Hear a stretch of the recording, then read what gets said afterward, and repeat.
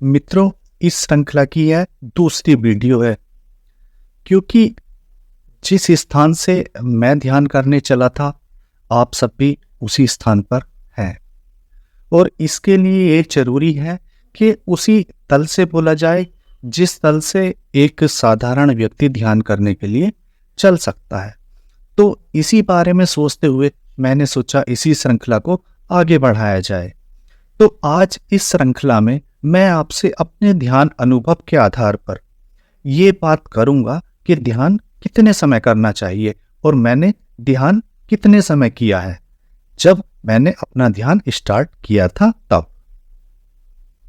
मित्रों, यदि मैं आपसे अपने बारे में कहूं तो मैंने जब अपना ध्यान शुरू किया था तो उस समय मेरे मन में ऐसा कोई भाव नहीं था कि मैं ध्यान कितने समय करूं या मुझे ध्यान कितने समय करना चाहिए, क्योंकि मैं पहले से खाली था और मुझे सिर्फ हल्के से एक इशारे की ज़रूरत थी।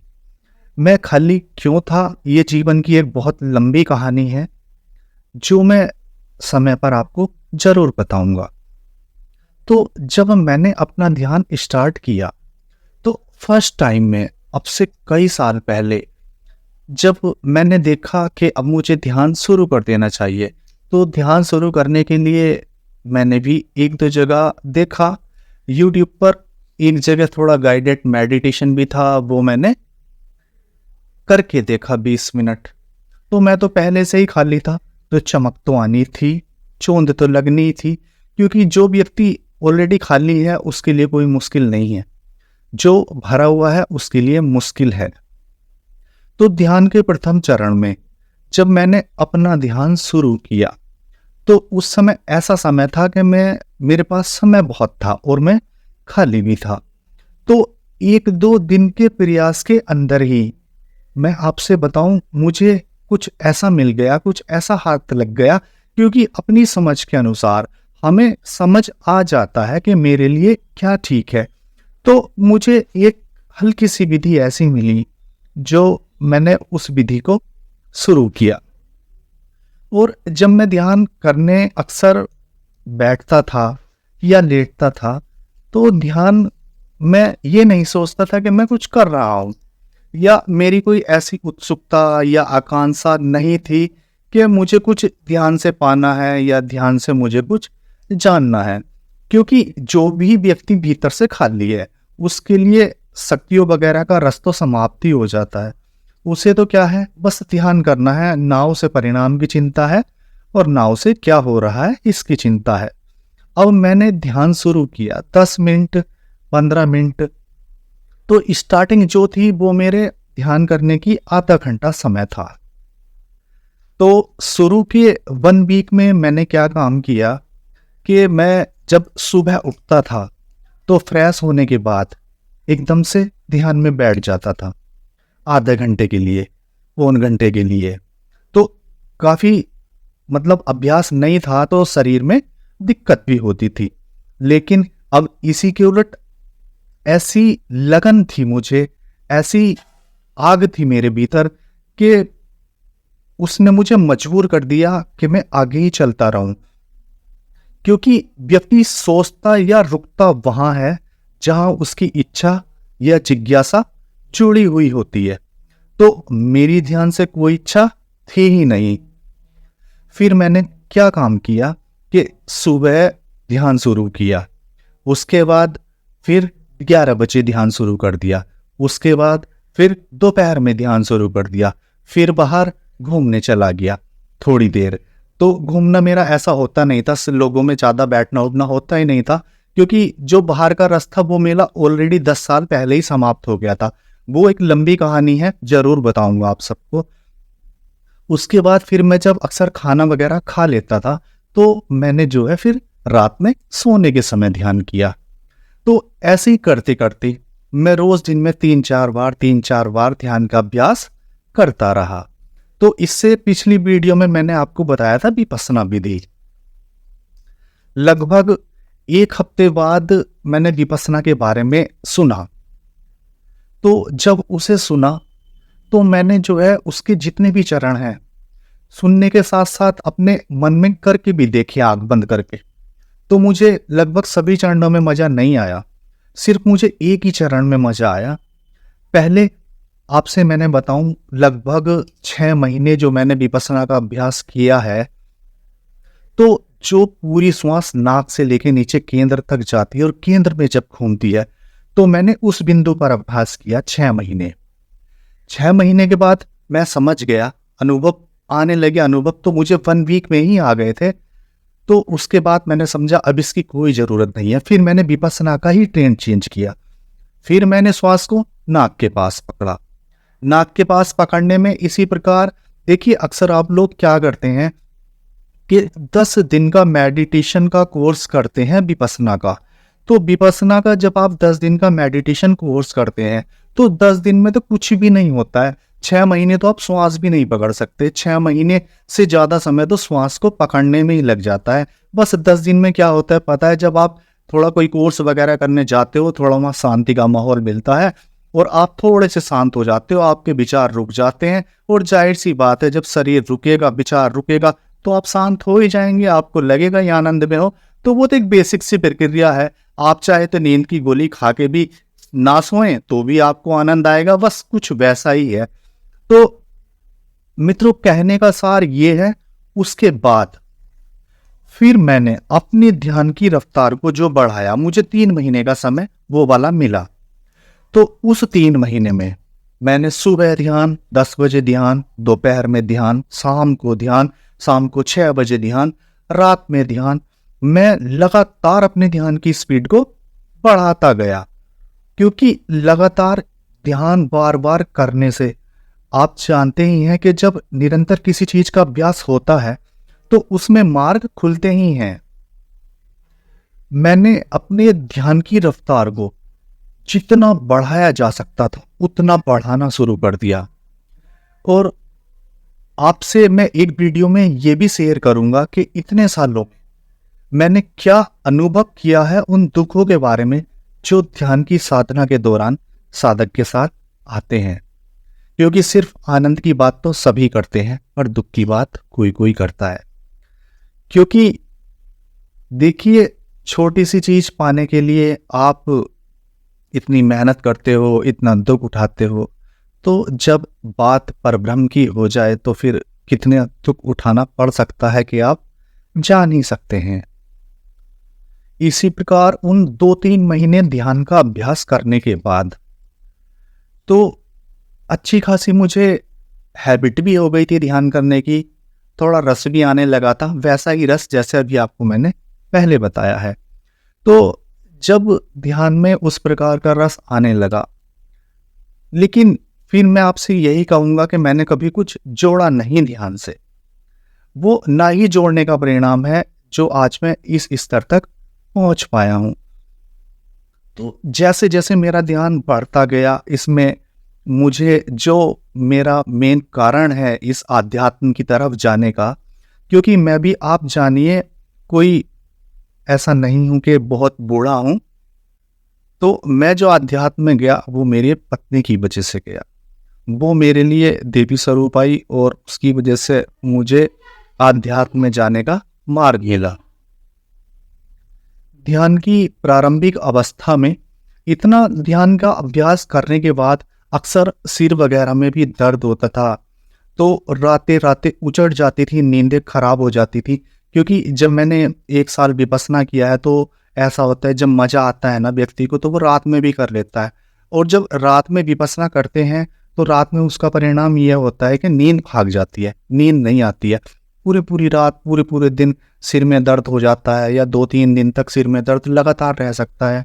3 दिन तक ऐसे नेगेटिव थॉट्स आ सकती हैं। तो ये सब जो है, ये ध्यान के छोटे छोटे पड़ाव हैं जो रास्ते में गुजर के आते चलते रहते हैं। क्योंकि यही पड़ाव तो हमें मजबूती प्रदान करते हैं बाद में, जब हम स्वयं के साक्षी हो जाते हैं।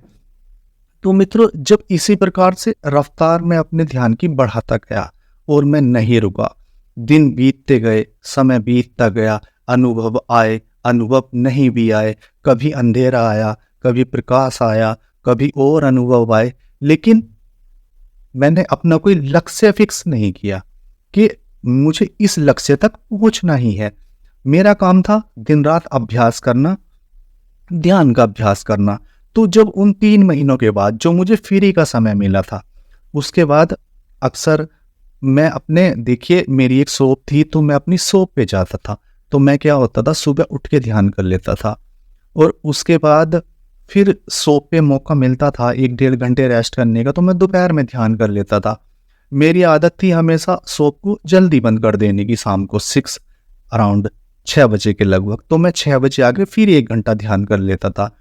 तो फिर उसके बाद रात में खाना वगैरह खा के फिर 1 घंटा 1.5 घंटा ध्यान कर लेता था। नींद नहीं आती थी तो और भी कर लेता था। सुबह रात में उठता था 4 बजे, तब भी कर लेता था। तो कहने का मतलब ये है कि मैंने ध्यान करने के लिए कभी समय सीमा को नहीं बनाया, या मैंने कभी इस तरह से नहीं देखा कि मैं घड़ी के टाइम के अनुसार इतने समय ध्यान करूं। दिन में बहुत बार ध्यान किया, अनेक बार ध्यान किया, घड़ी में कोई समय नहीं देखा। तो उस पीरियड में भी लगभग 1 डेढ़ 2 महीने के बाद मेरी हैबिट जो है 45 मिनट लगातार ध्यान करने की हो गई थी। उसी में वही सारे प्रयोग कि शरीर शिथिल करना, धीरे धीरे सब समझ में आने लगा कि शरीर से कैसे अलग जाना है, शरीर विचार कैसे चलते हैं, जो हमारी अंदरूनी अभिव्यक्ति हैं उनको कैसे समझा जाता है। तो सब इसी प्रकार के जो भाव जो हैं करते करते समझ में आने लगे। देखिए, साधना में, ध्यान में जब मैं 1 साल पूरा विपස්සना कर लिया, तो विपස්සना के बाद मैंने समझा अब इसे रोक देना चाहिए क्योंकि समझ आ जाती है। तो फिर मैंने उसको रोक दिया। फिर मैं दूसरे प्रकार से चला। दूसरे प्रकार से चलने के बाद भी मतलब इस प्रकार के अनेक नेगेटिव्स मार्ग में हमारे बाधाएं आती हैं कि कभी तो समाज खड़ी करता है, कभी मतलब घर परिवार के लोग कर देते हैं और कभी हम स्वयं ही खड़ी कर देते हैं। क्योंकि सबसे मुश्किल काम जो है वो है खुद से लड़ना। दूसरे से लड़ना कोई मुश्किल काम नहीं है, सबसे मुश्किल काम है खुद से लड़ना। तो जब मैं खुद से लड़ाई शुरू की, उसमें आप जान ही सकते हो कितना मुश्किल होता है। यकीन आप समझ सकते हैं कि इस संसार में दुख अगर किसी में सबसे ज़्यादा है तो वो खुद से लड़ने में ही है। लेकिन ऐसा नहीं है कि ध्यान में अगर दुख आते हैं तो सुख नहीं आते हैं। सुख भी आते हैं, उनका भी समय है, दुख का भी समय है। तो उन दुखों के पार होके निरंतर अभ्यास को करते रहना। यदि आप दुखी भी हों, सुखी भी हों, तो भी अभ्यास कीजिए। ऐसा नहीं है आप दुखी नहीं होंगे, अब मैंने मान लिया अनुभव नहीं आएंगे, लेकिन आपको अभ्यास से कुछ लाभ नहीं, बहुत लाभ मिलेगा बाद में। आपने शायद वो कहावत, मुझे पूरी तरह याद भी नहीं है, कि जो मतलब रस्सी भी घिसते घिसते पत्थर पर निशान डाल देती है। तो इसी में क्या करना है मित्रों, कि आपको अपने ध्यान का अभ्यास जितने कम समय हो, ज़्यादा समय हो, करते चले जाना है।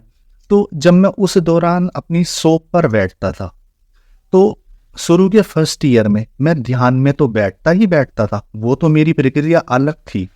लेकिन उसके बाद भी जब मैं खाली होता था तो विपස්සना ही चलती रहती थी। आँख खुली होने के बाद भी आप विपස්සना कर सकते हैं, लेकिन उसके लिए आपको थोड़े से अभ्यास की जरूरत पड़ेगी। जब आपको 2 4 6 महीने का अभ्यास हो जाएगा, तो मेरी विपස්සना इसी प्रकार से चलती रहती थी। दोस्तों, समय बढ़ता गया, मैंने ध्यान का समय बढ़ाता गया, अपने समय को अलग अलग तरीके से चुराता गया। चुराने का मतलब है कि मैंने समय को बचाया बाहर के लोगों से।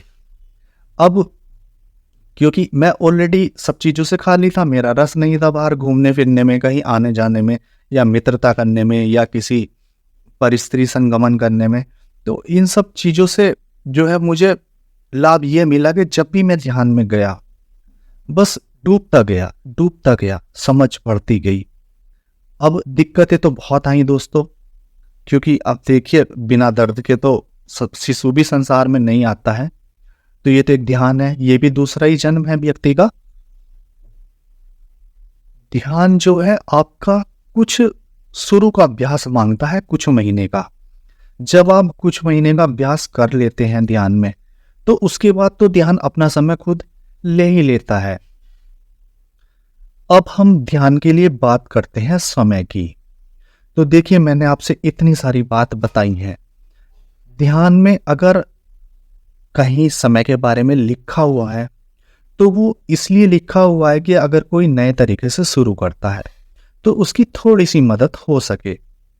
लेकिन जब मैंने जाना है अपने अनुभव से, तो मैं तो किसी समय को मानता नहीं हूँ, क्योंकि मैंने तो अपना पूरा समय दिया है, हर प्रकार से दिया है। अब मुझे तो कोई चिंता है ही नहीं कि मेरा कितना समय गया।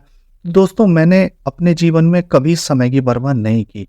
सुबह हो, दोपहर हो, शाम हो, दिन छिप रहा हो, रात हो, आधी रात हो, जिस समय भी मौका मिला ध्यान किया। ऐसा नहीं है कि शाम 6 बजे करना है तो 6 बजे किया, सुबह 4 बजे तो 4 बजे, या सुबह 10 बजे तो 10 बजे।